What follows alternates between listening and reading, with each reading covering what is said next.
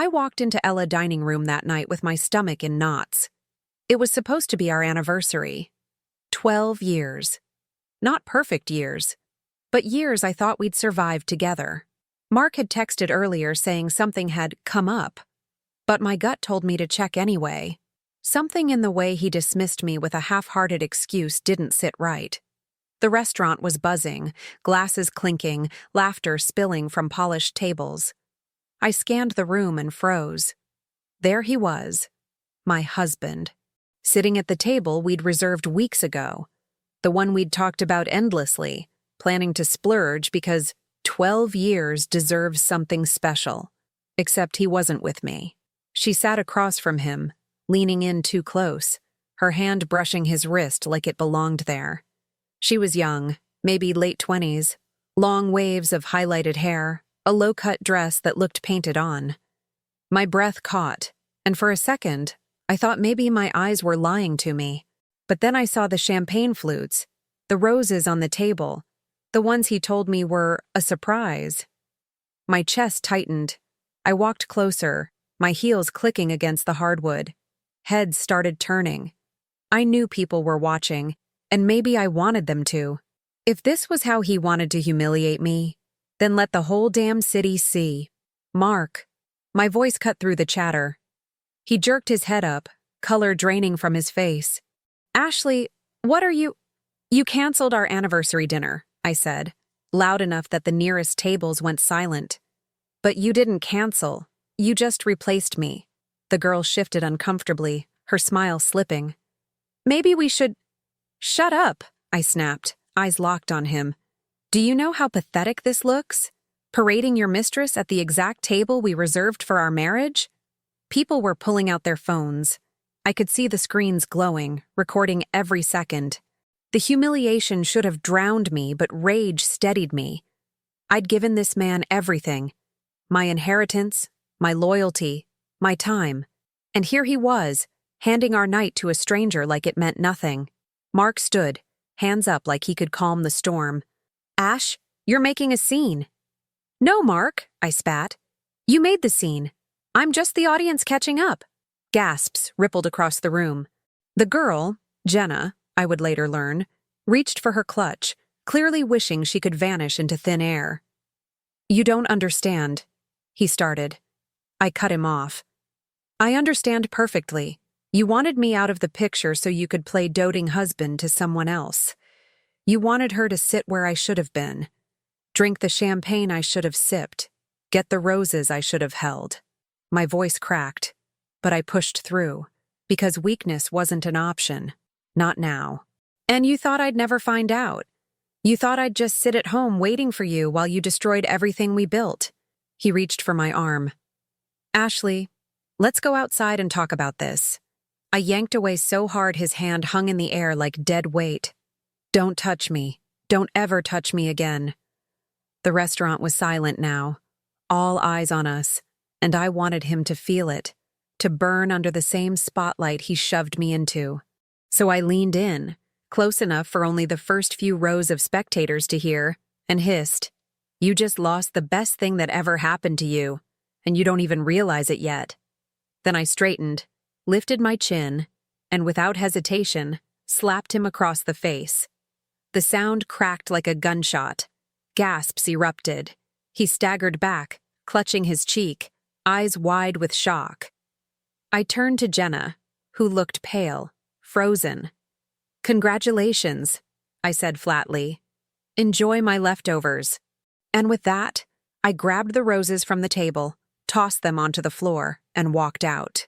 Every step felt like reclaiming something he had stolen. My pride, my voice, my fire. The night air hit me hard outside, crisp against my tear-streaked cheeks. My legs trembled, but I didn't stop.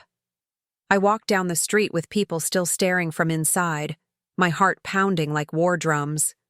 I wasn't the broken wife walking away from her cheating husband. Not anymore. That was the night Ashley Holmes died, and the woman who vowed revenge was born. When I got home that night, I sat in the dark living room, staring at the wall while the house hummed with silence. My hands were still shaking from the slap, But what burned even more was the history behind it. 12 years together, and I realized I had been blind for most of them. Mark and I met in Sacramento when I was 24, working in real estate. He was charming then, the kind of man who could walk into a room and talk to anyone. I fell fast, and maybe that was my first mistake. Within a year, we were married, building a life I thought was solid. He had big dreams of starting his own construction firm, but dreams don't pay bills. My inheritance from my grandmother did. Without hesitation, I poured thousands into him, paying off his student loans, helping him lease equipment, covering our mortgage when his big contracts took too long to come in. I told myself it was an investment in our future. I gave up more than money. When I got pregnant with our daughter, Lily, I stepped back from a promotion that would have moved me to San Francisco. Mark convinced me Sacramento was where his business could thrive. I told myself family came first. I told myself love meant compromise. What I didn't realize was that every compromise chipped away at who I was, until one day my entire life revolved around keeping him afloat. There were warning signs, of course. Nights where he worked late, but didn't answer calls. Receipts I'd find stuffed in his pockets from bars I'd never been to. The faint smell of perfume on his jacket that wasn't mine. Every time, I asked. Every time, he gave me excuses so smooth I almost believed them. Client meetings, supplier dinners. Must have been a waitress. I wanted to believe him. God, I wanted to believe him. Because admitting the truth would mean admitting I had built my entire life on a lie. Even Lily noticed things. She's 9 now, smart and sharp in ways that scare me. A week before the anniversary, she mentioned she'd seen Daddy at the park with Aunt Jenna. That's what he told her to call the woman. I brushed it off. Told myself maybe it was a client's niece or a family friend. But Lily looked at me with eyes too wise for her age and said, "Mom?" She held his hand. My heart sank, but still I tried to protect her from the ugly truth. I didn't want her to carry that weight. I should have listened then. Instead, I went to the restaurant that night, thinking maybe, just maybe, he had planned some kind of surprise. Maybe he'd make up for all the cracks that had been forming between us. Instead, I got my answer in front of an entire dining room. The stakes couldn't be higher. It wasn't just about betrayal. It was about my sacrifices, my money, my career, my daughter's future. Everything I had built was tied to him, and he treated it like trash. I realized in that moment that if I didn't fight, if I didn't take control, I'd be left with nothing. He'd drain me dry and then walk away laughing, hand in hand with someone younger, fresher, and dumber. I thought back to all the years I'd played the role of supportive wife, clapping for his small wins, cheering him on when deals closed, holding him up when he failed. And for what? For him to hand my chair at our anniversary dinner to his mistress? No. That night changed me.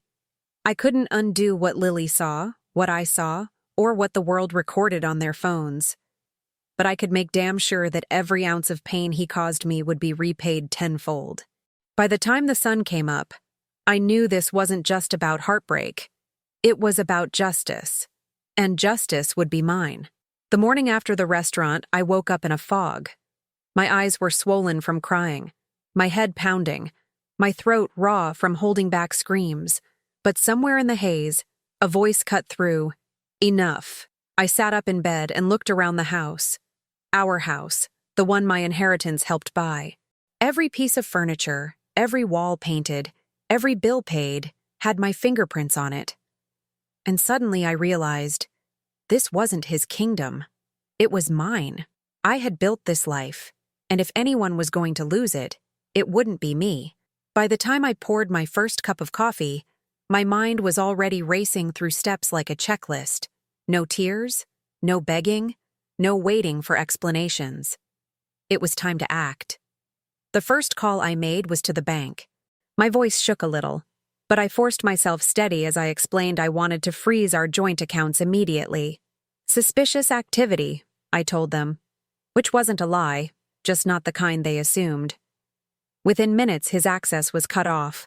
The thought of him trying to swipe his card for another lavish dinner and finding out it was declined gave me a rush I hadn't felt in months. Next, I transferred what was left of my inheritance from the investment account into my personal checking. That money had been the backbone of everything he bragged about. The down payment for this house, the seed money for his company, the safety net during lean years. I wasn't about to let him drain it dry to impress his mistress with vacations and jewelry. Then I called a lawyer, not the family friend who had handled our house papers. No, I wanted someone ruthless. I spent an hour scrolling through reviews, and when I found a woman with a reputation for dismantling cheating husbands piece by piece, I booked a consultation. Her assistant's tone was brisk, professional. "We'll get you in this week," she promised. Just hearing those words gave me strength. By midday, I was moving through the house with boxes. I didn't pack everything. Not yet. Just the essentials for me and Lily. Clothes, documents, photos I couldn't bear to leave behind. I moved fast, almost mechanically, like if I stopped to think too hard, the weight of it would crush me. Lily was at school, and I wanted her to come home to a version of me that wasn't shattered. I opened his office drawer and found receipts, business cards, even a hotel key card.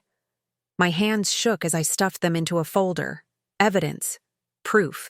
If he thought he'd gaslight me in court, he had another thing coming. The phone buzzed nonstop. Texts, missed calls, voicemails. His first message, "Ashley, let's talk. You overreacted." Then, "Please don't do anything stupid." By the fifth call, his tone shifted to anger. "You don't have the right to touch our money." I ignored every single one. Let him stew. Let him feel powerless. For once, I was the one pulling strings. By evening, I had spoken to a realtor friend about the house. I didn't tell her everything, just enough to make her understand I might be listing soon. "Take your time," she said gently, but I could hear the edge in her voice. She knew. Sacramento is smaller than it feels, and gossip travels fast. When Lily came home, I hugged her tighter than usual. She asked why boxes were in the living room, and I told her we might spend some time at Grandma's. Her eyes searched mine, and I knew she sensed the truth. Kids always know more than we think. That night, as I tucked her into bed, my phone lit up with another call from Mark. This time, I answered. "Ashley, what the hell is going on? My card got declined at lunch. I can't access anything. Did you—" "Yes," I cut in, my voice calm. "I did. You can't just—" "I can. And I did. You made your choice when you sat at that table with her. Now I'm making mine." There was silence, broken only by his ragged breathing. "We can fix this," he tried. "It doesn't have to be—" "It already is," I said, and hung up. I stared at the phone, my heart pounding, and for the first time in years, I didn't feel powerless. I felt awake. I felt dangerous. That night, I lay in bed with Lily's soft breathing down the hall, and I made myself a promise. I would dismantle him piece by piece. His money, his reputation, his fake empire, everything he took for granted, everything he thought he controlled, I would strip it away until he was left with nothing but the ruins of his own betrayal. And I would do it without shedding another tear. By the next morning, the dominoes were already falling. Mark's first consequence came fast and loud. Around 10 a.m., my phone buzzed with a string of furious messages. "What the hell did you do? My card got declined again. I had to walk out of the store embarrassed like some broke teenager." Then another. "You think this is funny? You're sabotaging me." I didn't answer. Let him choke on his pride. For once, the embarrassment was his to carry. By noon, he showed up at the house. I spotted his truck from the window and told myself not to flinch. He pounded on the door, shouting my name. Lily was at school, thank God, so I had space to deal with him without scaring her. I opened the door just enough to make my presence known. His eyes were wild, his voice a mix of fury and desperation. "You can't just cut me off like this, Ash. I need access to those accounts. I have employees to pay." I folded my arms. "Not my problem. You should have thought about that before parading your girlfriend around town with our money." His jaw clenched. "It's not like that." "Really?" I shot back, because the video of you at Ella says otherwise. His face drained. What video? You think no one was recording? Half the damn restaurant had their phones out. By now, it's probably making the rounds. Congratulations, Mark. You're Sacramento's new cautionary tale. He cursed under his breath, then tried to soften. Ash, don't do this. We can talk it through. I stared at him, letting the silence stretch until his bravado cracked. Then I shut the door in his face. That afternoon, calls started trickling in from friends. One of my closest, Julia, texted, "Saw what happened at Ella. Are you okay?" Another messaged, "If you need anything, I've got your back. Don't let him spin this." The whispers had already started, but for once they weren't aimed at me. They were aimed at him. By evening, Julia called to tell me Mark had been spotted at a bar downtown, trying to laugh it off with his buddies. "Except no one's buying it," she said. "People are saying you finally had enough, and honestly, everyone's on your side."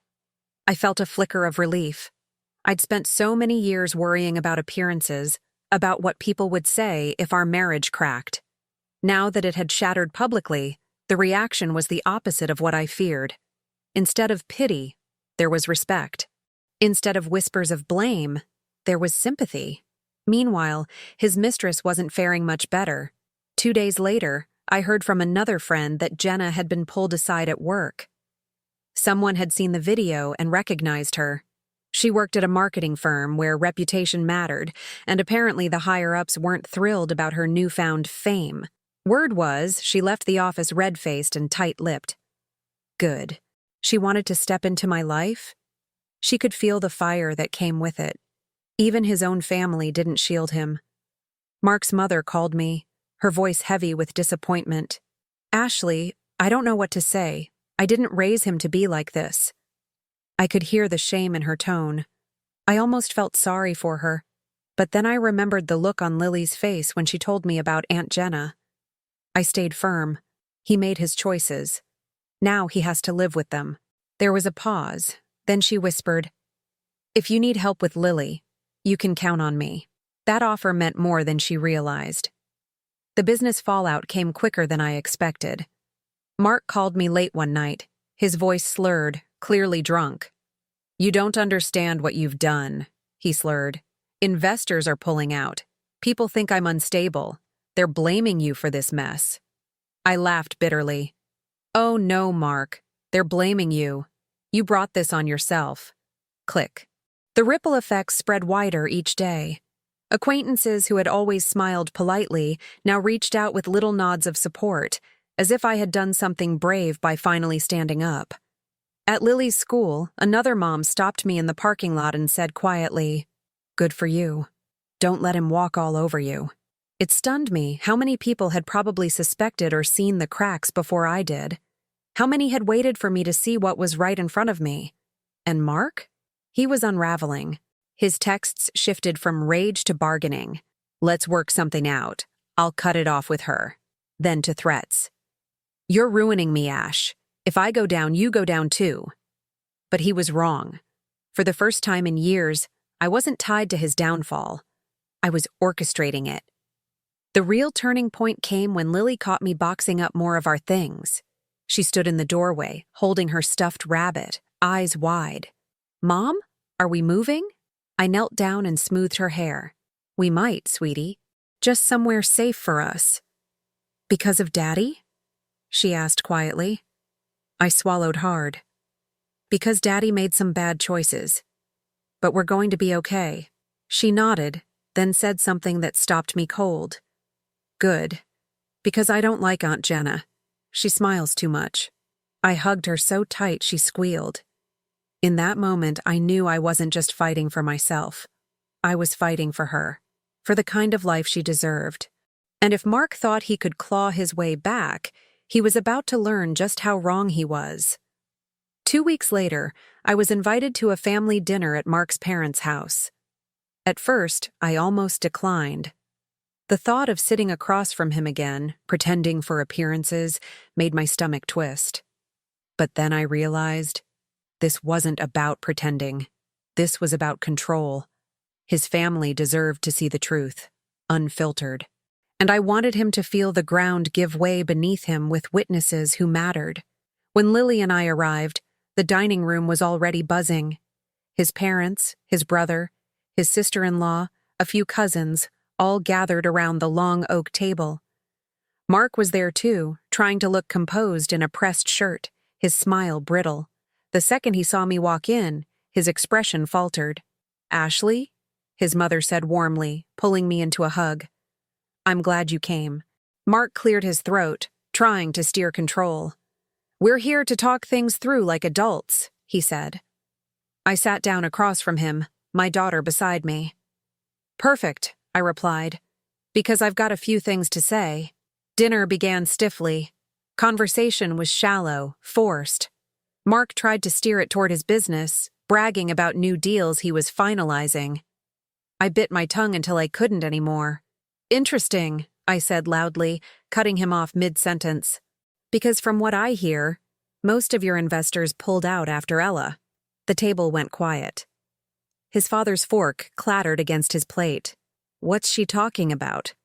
Mark shot me a glare. "Ashley, this isn't the time." "Oh, I think it is," I said. I reached into my bag and pulled out a folder. I spread the contents across the table: receipts from hotel stays, credit card charges for dinners, the champagne bill from Ella. "You wanted to talk like adults? Let's show them the truth." Gasps filled the room. His sister-in-law's hand flew to her mouth. His brother muttered something under his breath. "Those aren't what you think," Mark stammered, reaching across the table to snatch the papers. I slapped my hand down on them before he could. "Don't. You've lied enough. These are your words, your signatures, your charges. You didn't just cheat on me. You funded your affair with our money. With my inheritance." His father's face turned red. "Is this true?" he demanded. Mark opened his mouth, but I didn't give him the chance. He canceled our anniversary dinner so he could wine and dine his mistress. At Ella, at our table, in front of half the city. You've all probably seen the video by now. A cousin pulled out his phone, scrolling quickly. "It's online," he whispered. "Over 10,000 views already." Mark's composure shattered. "It's not how it looks." "Stop," I snapped. "For once, stop insulting everyone's intelligence. You sat across from another woman with champagne and roses meant for me. You humiliated me in public. You lied to your daughter. And now you're sitting here pretending you're the victim." The room buzzed with tension. His mother looked down, ashamed. His brother leaned forward. "You've dragged this family's name through the mud, Mark. You think investors want to tie themselves to someone going viral for cheating?" Mark's voice cracked. "I didn't mean for it to—" I stood, pushing my chair back. My hands shook, but my voice was steady. "You meant every bit of it. You thought I'd stay silent. You thought I'd keep protecting your image while you destroyed mine. But I'm done being your cover story." I gathered the papers into the folder, then looked straight at him. "You want a mic drop?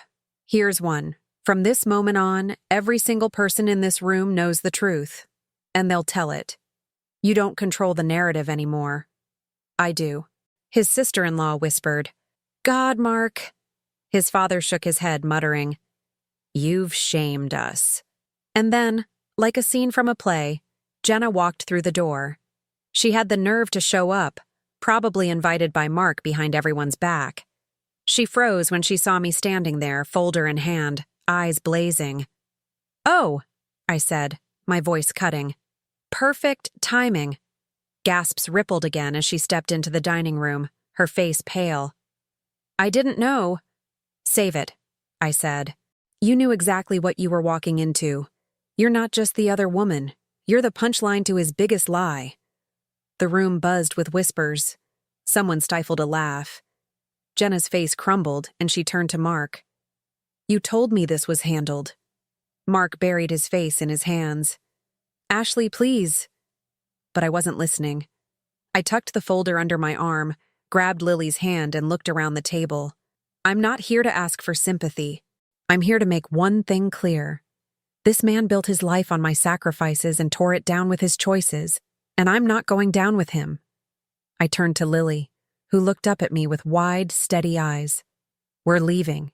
As we walked out, the silence behind us was deafening, until his father's voice broke it, heavy and final. You've disgraced yourself, son. Don't expect this family to clean up your mess. That was the moment I knew the tide had fully turned. He wasn't just losing me. He was losing them. And this time, it wasn't a slap in a restaurant. It was a public execution, carried out with nothing but truth. After the dinner at his parents' house, I thought Mark might finally accept reality. But instead, he did what men like him always do. He tried to spin the story. 3 days later, a clip of him appeared on Facebook, shared by a local gossip page. He was standing outside his office, trying to look calm for a reporter's mic. There are 2 sides to every marriage, he said with that fake smile he used to sell contracts. Ashley has her struggles. She's emotional, she overreacts. I'm just asking people not to believe everything they see online. I almost laughed. Overreacts? He turned my slap in the restaurant into a soundbite, painting me as some hysterical wife who lost control. But what he didn't realize was that his PR stunt only added fuel to the fire. By evening, the video had thousands of views and hundreds of comments, and they weren't in his favor.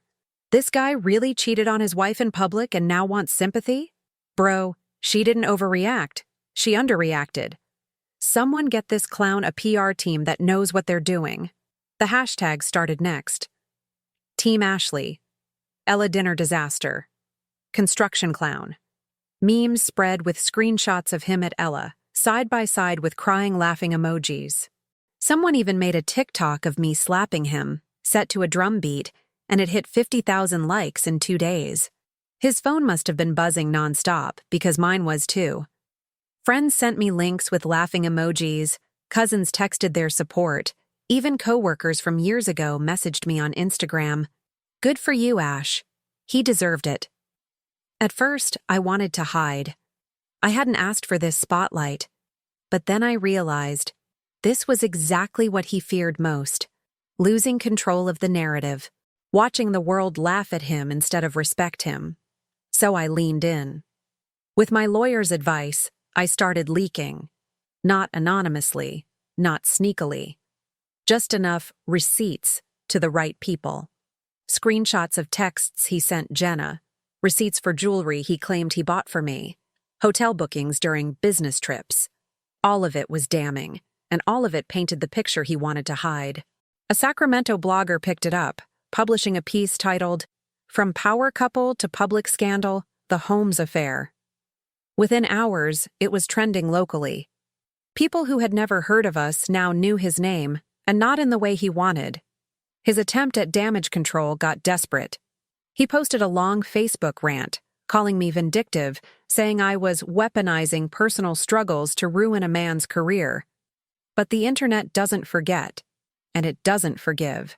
Screenshots of his rant were reposted with mocking captions. One reply summed it up perfectly. Weaponizing personal struggles? My guy, you weaponized your anniversary reservation. The fallout spread to his business. A major client pulled out of a contract, citing reputation concerns. His office phone was flooded with prank calls.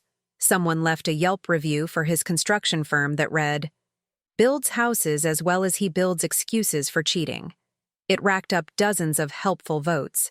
Meanwhile, Jenna vanished. Her social media went private, her once braggy posts deleted. Word was she'd quit her job after co-workers couldn't resist bringing up Josh Ella dinner disaster every time she walked in. She was a ghost now, collateral damage in a war she thought she could win. And Mark? He was unraveling in real time. Late one night, he called me again, his voice hoarse. "Ashley, you have to stop this. You're destroying me." I stayed silent, letting him sweat. "You don't understand," he continued. "I can't show my face without people whispering. I can't go online without being tagged in some meme. Please, you've made your point." Finally, I spoke. "No, Mark, I'm just getting started. You wanted to humiliate me in public. Now you're finding out what real humiliation feels like." Click. The next morning, his face was plastered across a local news segment. The anchor spoke with that careful tone reporters use when they know they're about to stir the pot.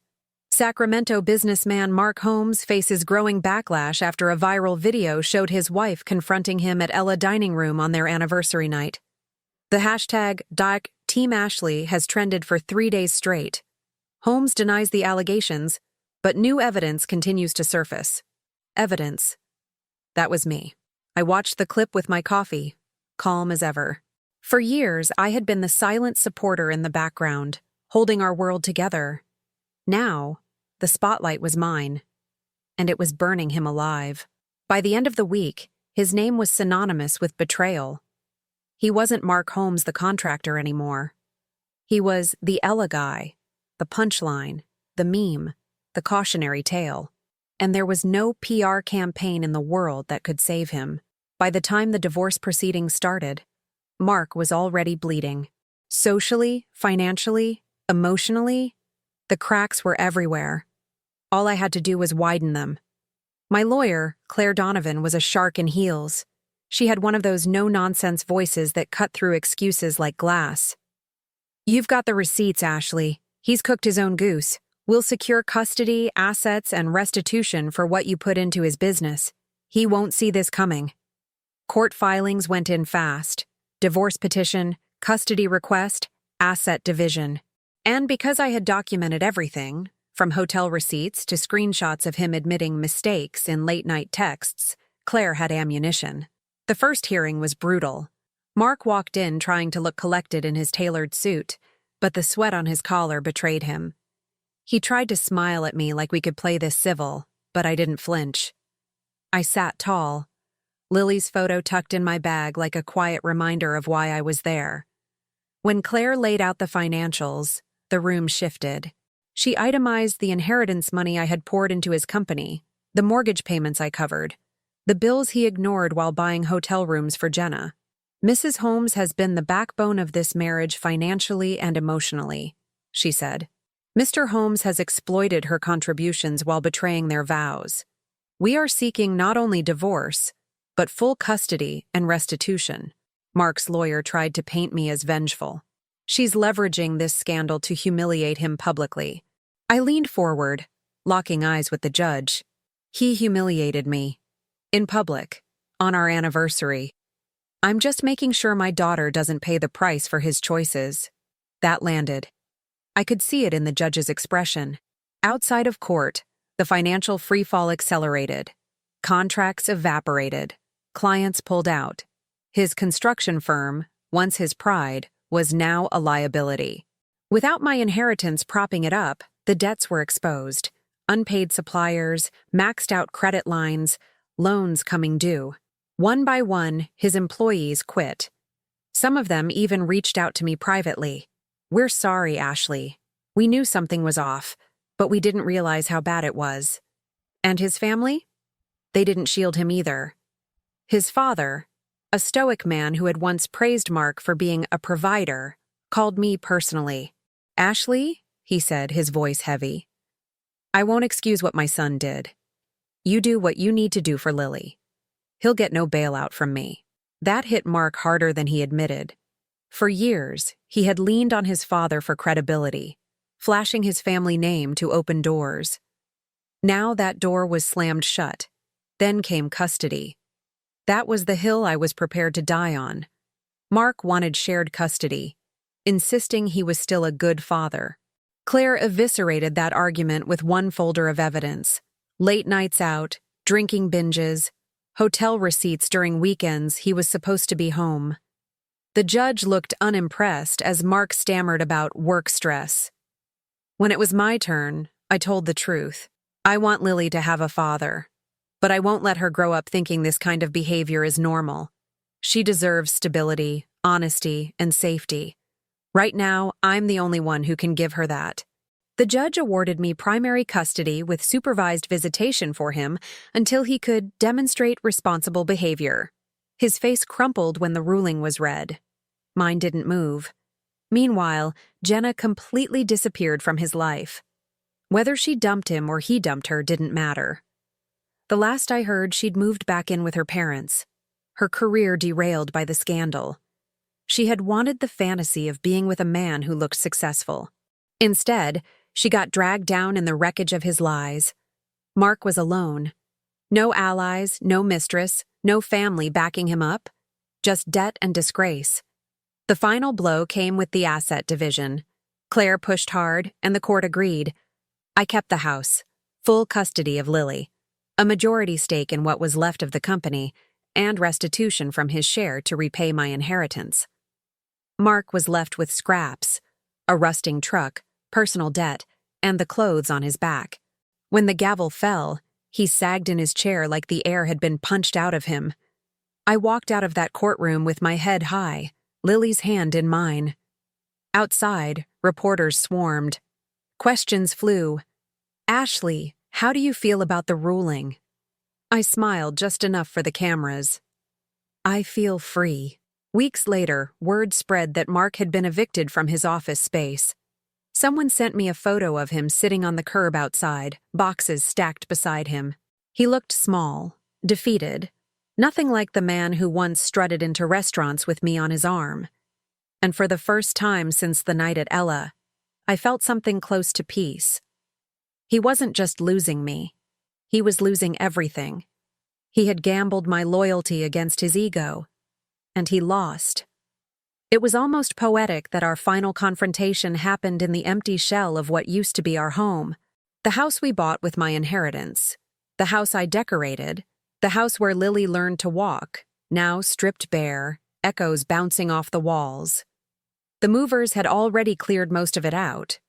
All that was left was a couch too old to bother hauling and the memories etched into the wood floors. Mark showed up uninvited, his shoulders slumped, his eyes hollow. Gone was the polished man in tailored suits. He looked smaller, unshaven, his shirt wrinkled, his shoes scuffed. For the first time in years, he looked human, but pitifully so. Ashley, he started, voice cracking.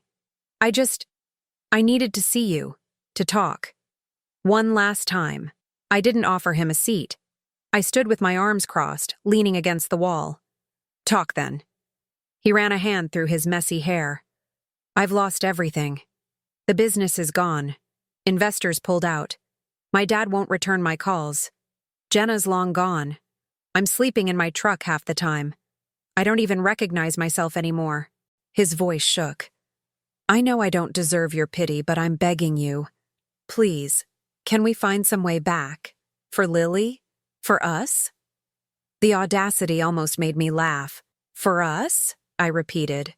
You're only here because you've hit rock bottom.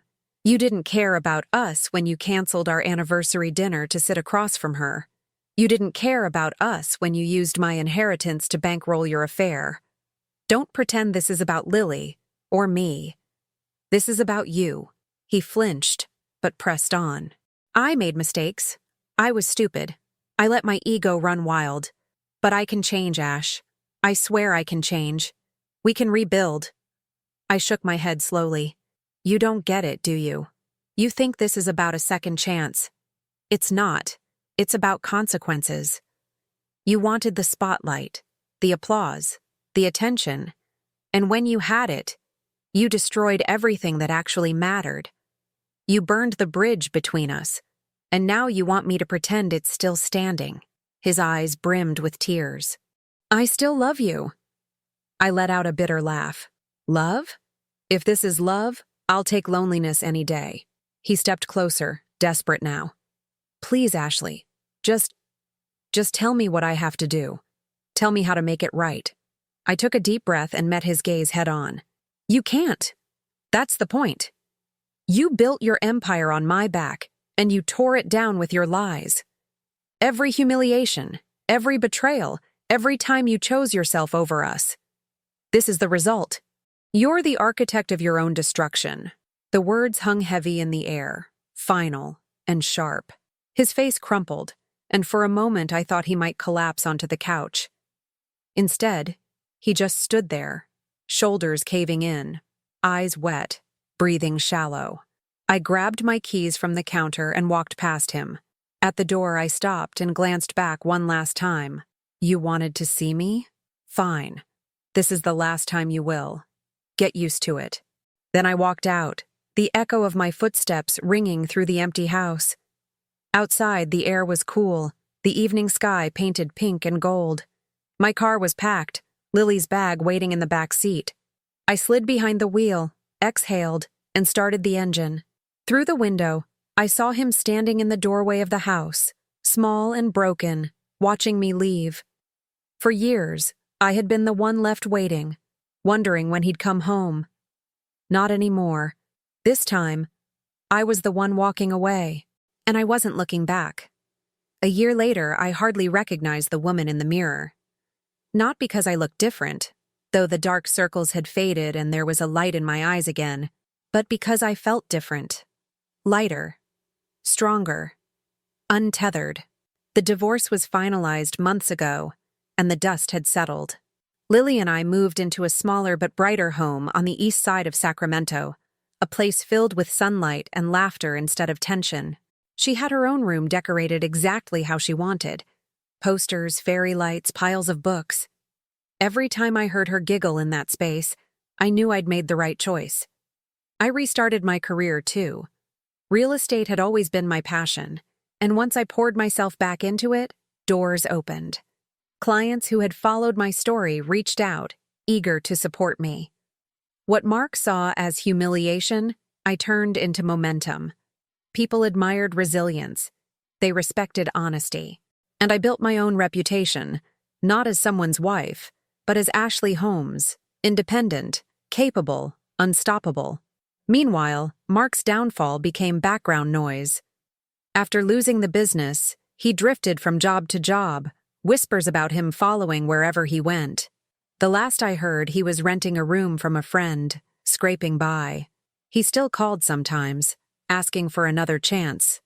But I didn't pick up anymore. There was nothing left to say. His voice belonged to a chapter I had closed.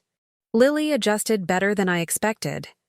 She asked about her father less and less, and when she did see him under supervised visits, she came home quiet, thoughtful. Once, she looked at me and said, "Mom, I don't think Daddy knows how to be happy." Out of the mouths of children.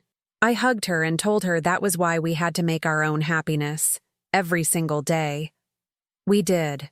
Our happiness was Saturday morning pancakes, movie nights on the couch, road trips with the windows down and music blaring. It wasn't perfect, but it was ours. Real. Honest. Free of lies. Sometimes I drove past Ella dining room and caught myself remembering that night. The sting of betrayal, the slap that echoed, the walk out into the night air with my heart in pieces. I thought it would haunt me forever. Instead, it became the turning point. The night I stopped shrinking myself for someone else's comfort. The night I chose myself. If betrayal had taught me anything, it was this. People will show you who they are when they think you'll stay no matter what. The power comes when you prove them wrong. Now, when I looked at Lily, at our little home, at the life I'd rebuilt brick by brick, I didn't feel bitterness. I felt gratitude, not for the pain, but for the strength it forced me to find. Mark was a ghost of his own making, fading into irrelevance. I didn't need revenge anymore. I had something better, freedom. And freedom, I learned, is the sweetest kind of justice. Thank you so much for watching. If this story hit you, click the hype button and share your own thoughts or experiences down in the comments. I'd love to hear them. And don't forget to hit subscribe and tap that like button for more powerful stories.